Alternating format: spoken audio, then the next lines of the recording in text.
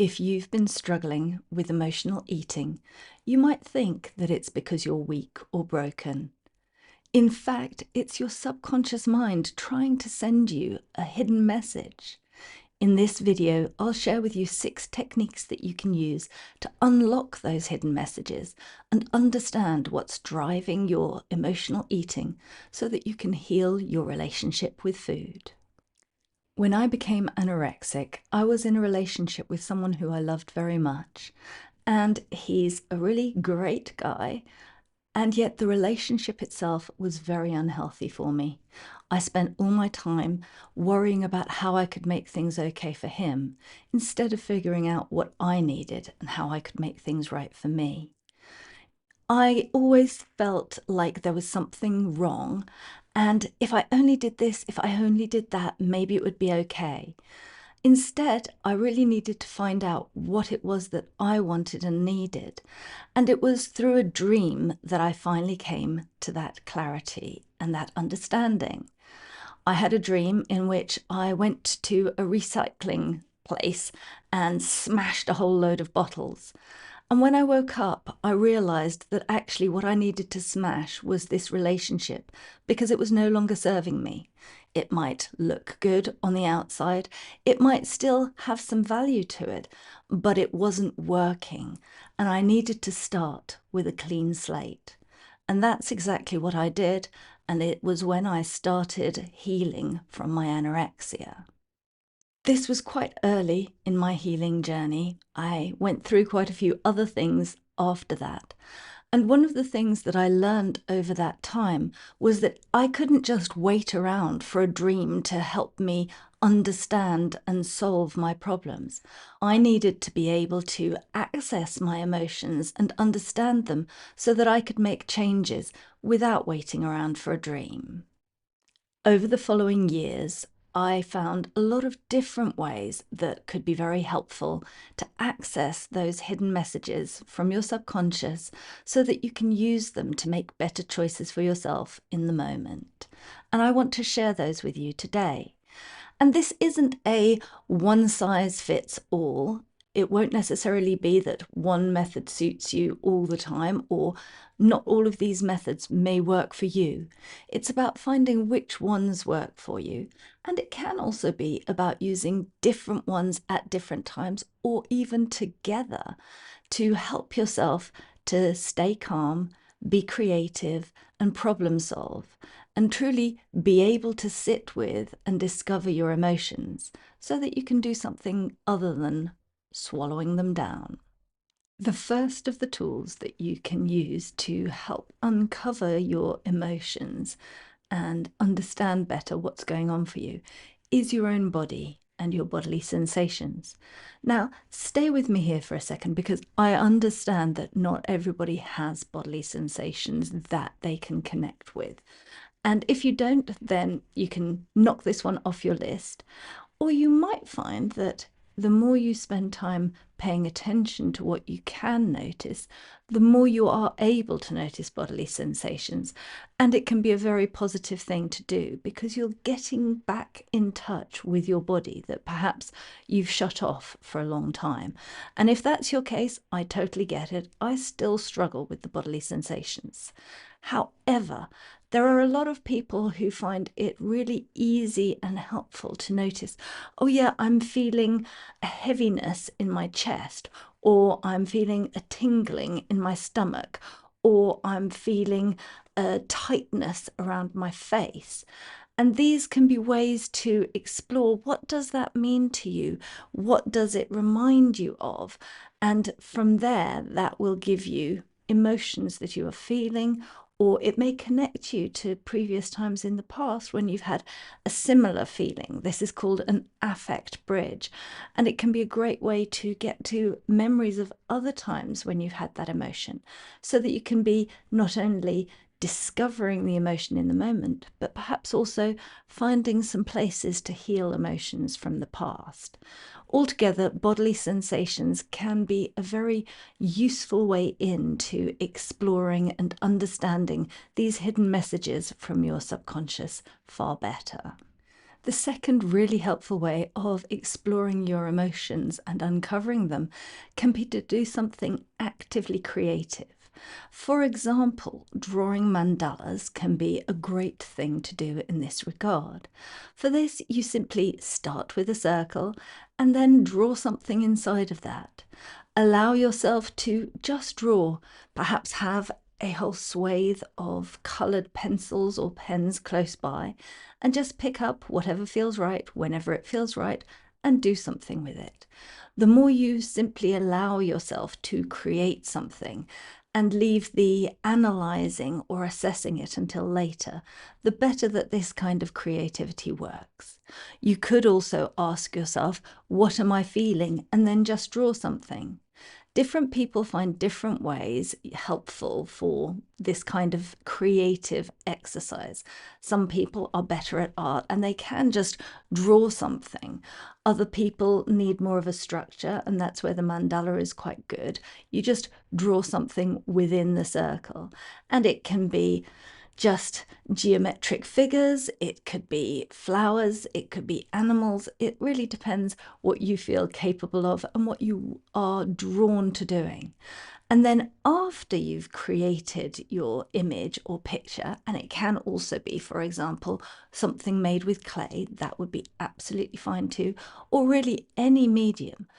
Afterwards, take a bit of time, perhaps journal about what you see, or simply take the time to notice, are there a lot of dark colours? Are there a lot of light colours? Do any of these colours mean something to you specifically? What would you associate them with? There are lots of standard kinds of associations, and it can also be great to actually pay attention to, what does this colour mean to you? For example, green is often associated with growing things. It can be associated with health in that sense, or liveliness. For me, it's also a colour that my mother always associated with me as a person. She said that my name was connected with the colour green, a light green of a forest glade. And so green might be about healing, and it could also be about personal identity. So explore what these colours mean to you. And that can be, as I say, general, or it can be very specific. Allow yourself to feel into what seems right in this moment. It's one way of projecting outwards what you're feeling inside and then exploring that. A third thing that you can do to explore your emotions is what I would call passive creativity. Instead of you actually creating something, it's about your emotional response to something outside of yourself that is creative. For example, you could take a deck of cards, whether it's a tarot deck or an oracle deck, and either go through the images and find an image that appeals to you, or draw a card at random and see, what does that say to you. If you're doing this with tarot cards, they always have positive and negative connotations. So you can simply draw a card and say, what am I feeling? And find something and explore what it means to you. If you're doing it with an oracle deck, if they're all positive messages, you might instead ask yourself, what am I lacking in this moment? And therefore, the positive message, you can then find the negative side to it, the side of where you're not feeling great. If you've been reaching for food, you don't need to know what happy emotions you have. You need to have what difficult or ambivalent emotions you have. And so that would be a way of going about that. Another thing that you could do if you don't have access to or don't want to use something like tarot cards or an oracle deck is simply to use something online. For example, you could do a search for famous artworks and then actually look at the images. And if you either choose something at random, moving your cursor over the screen and then picking something out, or choosing something that calls to you, then you look at that image. What do you see? What does that say to you? How might that connect to your emotions in this moment?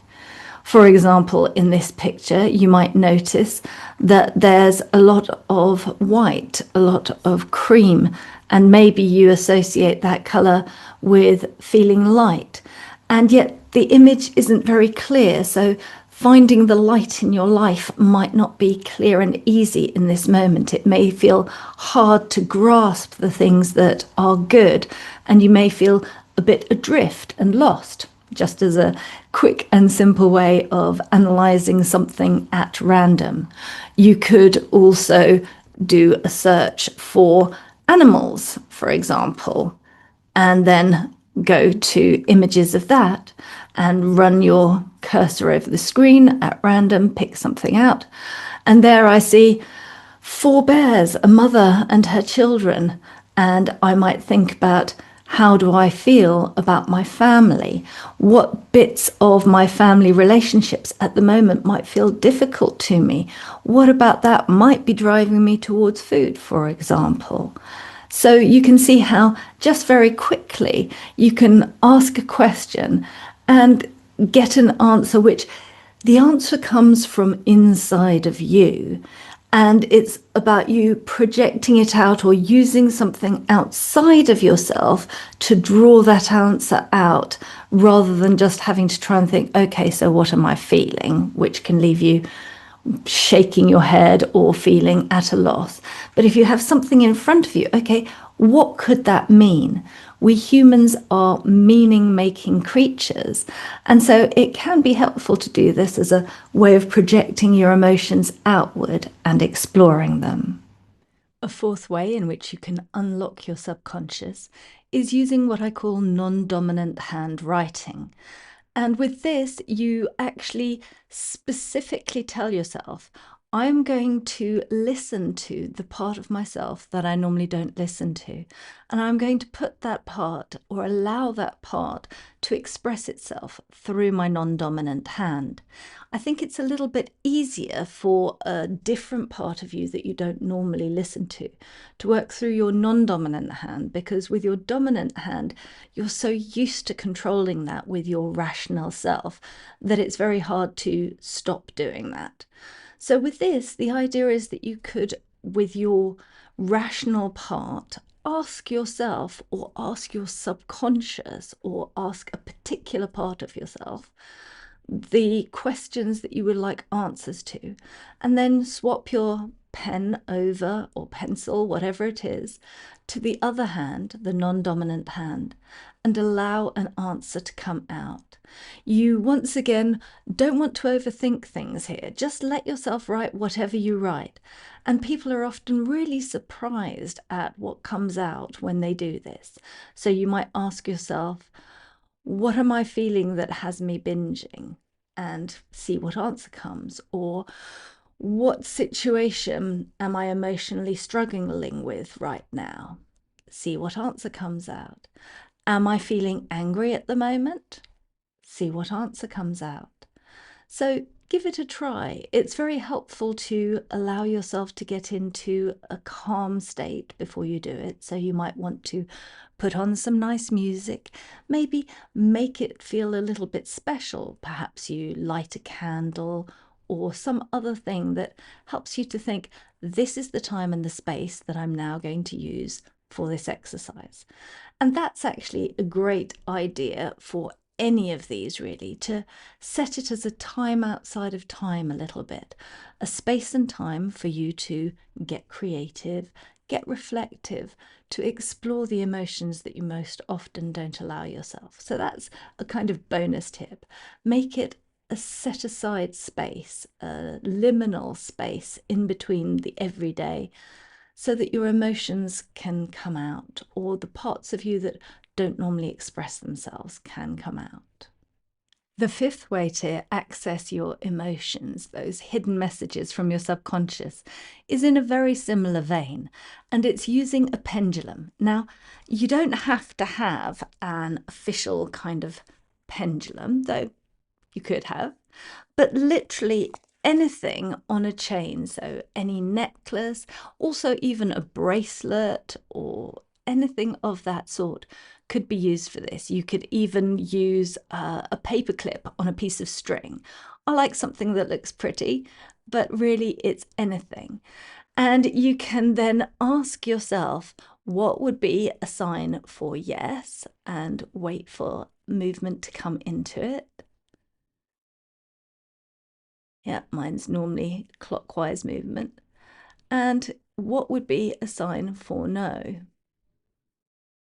And wait for the movement, find that out, anti-clockwise. And what's a maybe?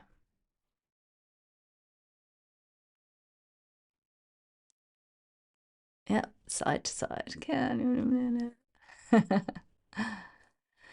So you could then ask yourself questions. For example, I have done a video series looking at the different emotions that most often underlie emotional eating. And you could use a pendulum or chain, whatever it is that you're using, to ask yourself, am I feeling angry right now? Am I feeling anxious right now? Am I feeling stressed right now? And whenever you get a positive response, you can explore that a little bit more. Am I stressed about work? Am I stressed about family? Am I stressed about a hobby? Am I stressed about my health? So you can use that.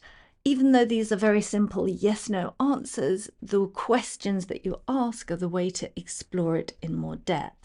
So some people really like the non-dominant handwriting because you get a fuller, more complete answer. Other people find it very hard to trust. They feel like it feels too active, or I don't really know where the answers are coming from.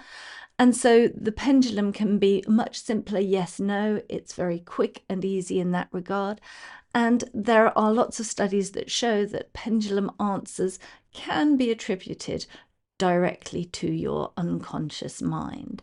So you can understand that you are letting yourself speak to that part of yourself to get answers, to get understanding. You could also ask it about, will it help if I, and give yourself some options to explore what can you do to change the situation or the emotions that have been driving you to food. The sixth and final tool that I want to talk about is tapping. And it's something that I use every single day and have done for over 11 years now, in fact, nearly 12 years now. And even before that, I was using it as well. The reason that I like tapping is because it helps you to be in a calm state of mind, which is really good for if you're diving into what are going to be somewhat difficult emotions. If they weren't difficult emotions, you wouldn't be eating to stay away from having to feel them.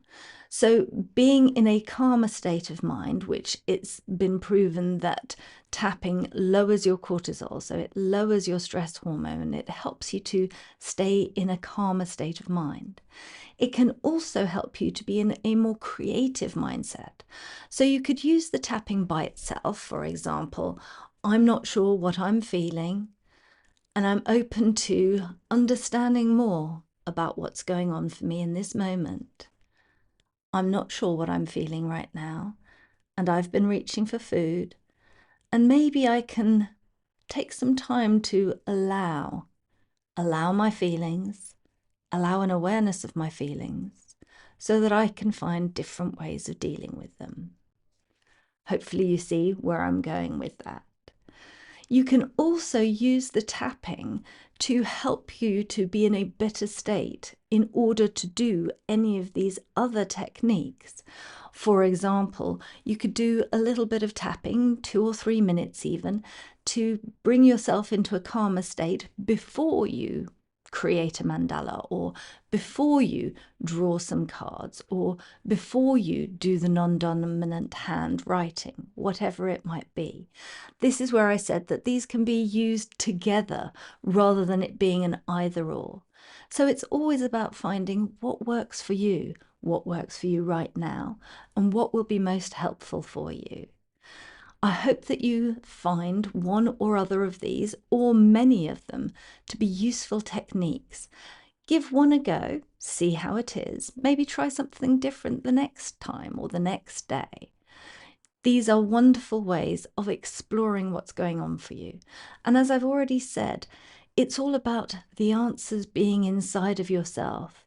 So you make a space and a time and use some kind of tool to help yourself allow those answers to arise, to put them outside of yourself so that you can see them rather than having them stuck inside yourself and being swallowed down.